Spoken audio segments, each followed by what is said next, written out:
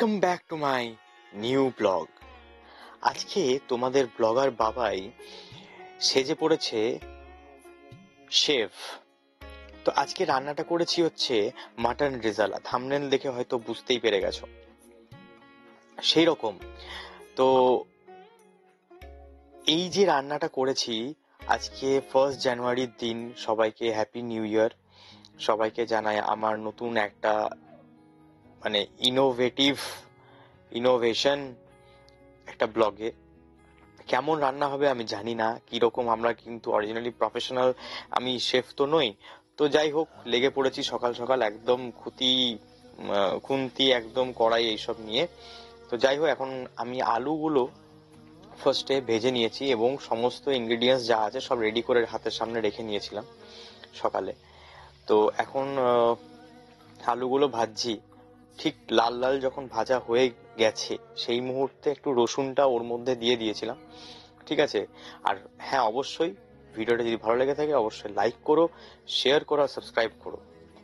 ঠিক আছে।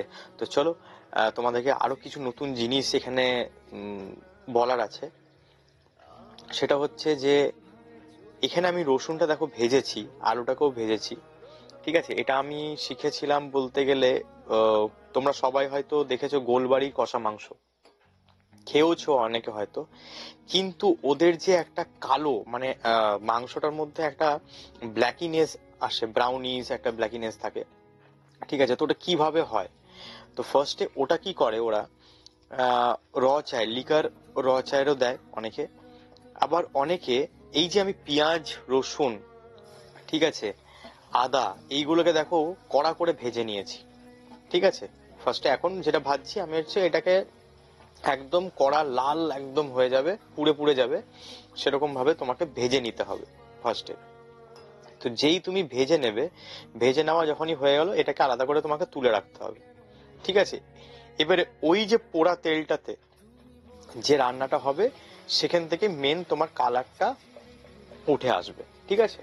তো এখন আমি দেখো দিয়েছি হচ্ছে আমার এই যন্ত্রটা হচ্ছে আমার খুব স্পেশাল যন্ত্র, কারণ আমি অন্য কিছুতে আমি তোমার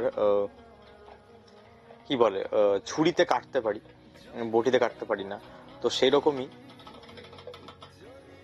পেঁয়াজ, আদা, রসুন, এখানে 1 কিলো মাংসর সাথে তুমি মোটামুটি 4টে পেঁয়াজ, মোটামুটি মিডিয়াম সাইজের 4টে পেঁয়াজ, কেন মাটন সবসময় পাতলা ঝোল হলেই বেশি ভালো লাগে আর কি। ঠিক আছে। আর সেখানে তোমাকে এখানে আমি দিয়েছি হচ্ছে আদা, রসুন আর পেঁয়াজ। ঠিক আছে। এর মধ্যে দেওয়া আছে। তো এটাকে ভালো করে একদম স্লাইস ছোট ছোট ছোট কুচি করে কেটে এর মধ্যে দিয়েছি। দেওয়ার পর ভালো করে এটা যখন নাড়াতে নাড়াতে একটা যখন তেল ছাড়ার ব্যাপারটা থাকবে, তখন ওর মধ্যে টমেটোর জায়গায় আমি টমেটো সস ইউজ করেছি, কেচাপ। ঠিক আছে। তো তোমরা এখানে কেচাপটাকে ইউজ করবে। ঠিক আছে। নাও করতে পারো, তোমাদের কাছে যদি টমেটো থাকে, তোমাদের টাইম যদি থাকে তোমরা টমেটো দিয়েও করতে পারো। কিন্তু আমি এখানে আমার শর্ট প্রসেসে কেচাপটা ইউজ করেছি। তো কেচাপটা যেই ইউজ হয়ে যাচ্ছে, ভালো করে এটাকে তুমি নাড়াবে হচ্ছে যাতে নিচে লাগে, মানে হিটটা বাড়িয়ে তোমাকে রান্নাটা করতে হবে। ঠিক আছে। মানে মশলা যত পুড়বে তত সেই কালারটা কিন্তু উঠে আসবে। ঠিক আছে। আচ্ছা, এরপরে আমি ইউজ করছি হচ্ছে তোমার সুইজেন চাটনি। ঠিক আছে। অল্প, মানে ধরে রাখো এটা 1 to 1.5 স্পুনের মতন। ঠিক আছে। তো সেটা তুমি ইউজ করবে। ইউজ করা যেই হয়ে গেল এটাকে আবার সেরকম ভাবে তুমি নাড়তে থাকবে যাতে ওটার সাথে পুরো ম্যারিনেট হয়ে যায় জিনিসটার সাথে। ম্যারিনেট হয়ে যাওয়ার পর তোমার যখন দেখছো সাইড দিয়ে তেল ছাড়া শুরু করেছে, তেল ছাড়া যখন শুরু করেছে, সরি ফোন চলে এসেছিল একটা। তো যখন তেল ছাড়া শুরু করবে তখন তুমি কি করবে, এর মধ্যে তোমার যে ওই পেঁয়াজ যেটা তোমার পুড়ে গেছিল, যে জায়গার মানে যেটাকে তুমি পুড়িয়েছো, পেঁয়াজ রসুন এবং তেজপাতা সমস্তটাই ওর মধ্যে দিয়ে ভালো করে নাড়ানো শুরু করবে। দেখো অলরেডি কালার কিন্তু বেরিয়ে গেছে, একটা ব্রাউন, ডার্ক ব্রাউন একটা কালার কিন্তু চলে এসছে এই রান্নাটাতে। তো ওই রকম ভাবেই কালার করতে করতে, ঠিক আছে, তুমি কালার যখন করছো, কালার করতে করতে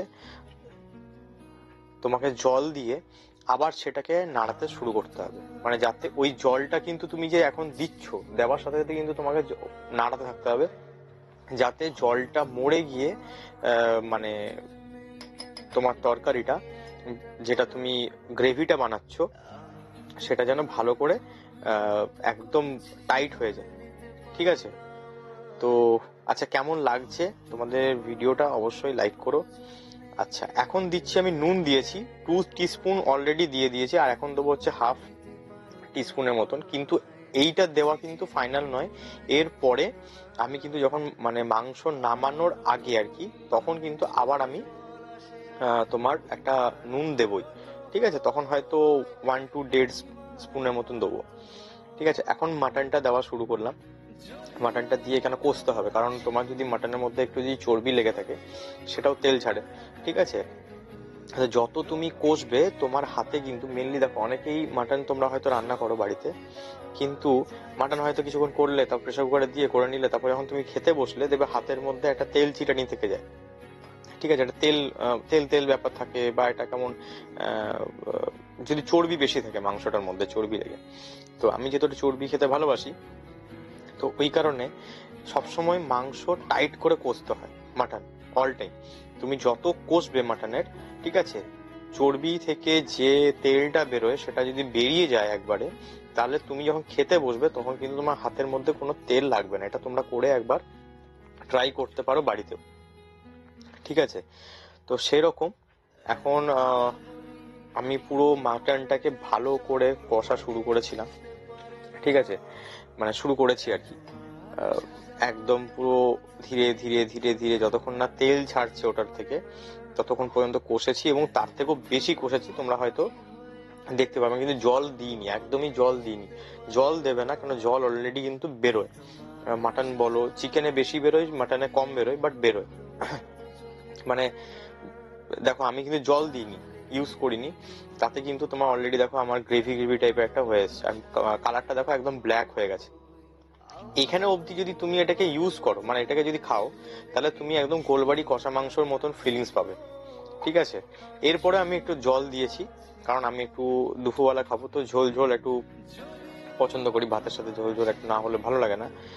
কষা মাংস হলে রুটির সাথেই বেশি প্রেফার করে, রুটি বা পরোটা, বা তোমার অন্য কিছু, নান পরোটা, মানে এরকম জাতীয়। তো সেখানে আমি দিয়েছি হচ্ছে একটু জল দিলাম ভাতের সাথে খাবো বলে। ঠিক আছে? কিছুক্ষণ নাড়ানোর পরে আমি ভেজে রাখা আলুগুলোকে একদম এর মধ্যে দিলাম। এখন দিচ্ছি এটা, দিয়ে ভালো করে এটাকে কিছুক্ষণ নাড়িয়ে আস্তে আস্তে তুমি এটাকে মানে ছড়িয়ে বা যাই করে হোক, তোমার মতন করে তুমি এটাকে ঘাঁটবে আর কি। ঠিক আছে? তো ঘাঁটতে ঘাঁটতে ঘাঁটতে ঘাঁটতে যখন দেখবে একটা কালার ছাড়া শুরু করেছে, তখন ওটাকে ঢাকা দিয়ে কিছুক্ষণ রেখে দেবে, মোটামুটি আধ ঘন্টার মতন, কারণ কড়াইয়ে করলে টাইমটা বেশি লাগে, আর মেনলি হচ্ছে গ্যাসে তো আরো টাইমটা লাগে। ঠিক আছে?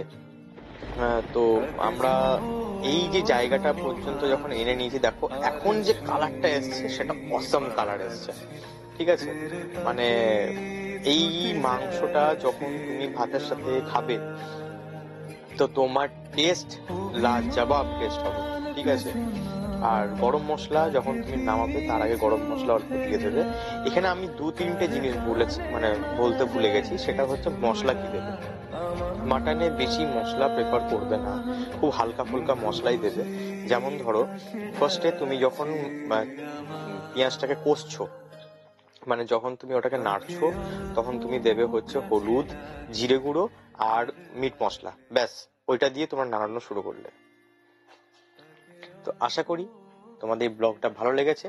যদি ভালো লেগে থাকে, চ্যানেলটাকে সাবস্ক্রাইব করো, লাইক করো আর শেয়ার করো। আর নতুন নতুন ভিডিও পাওয়ার জন্য এই দাদাকে সাপোর্ট করো। আজকের মতন এখানে, নেক্সট ভিডিও নিয়ে খুব তাড়াতাড়ি তোমাদের কাছে আসছি।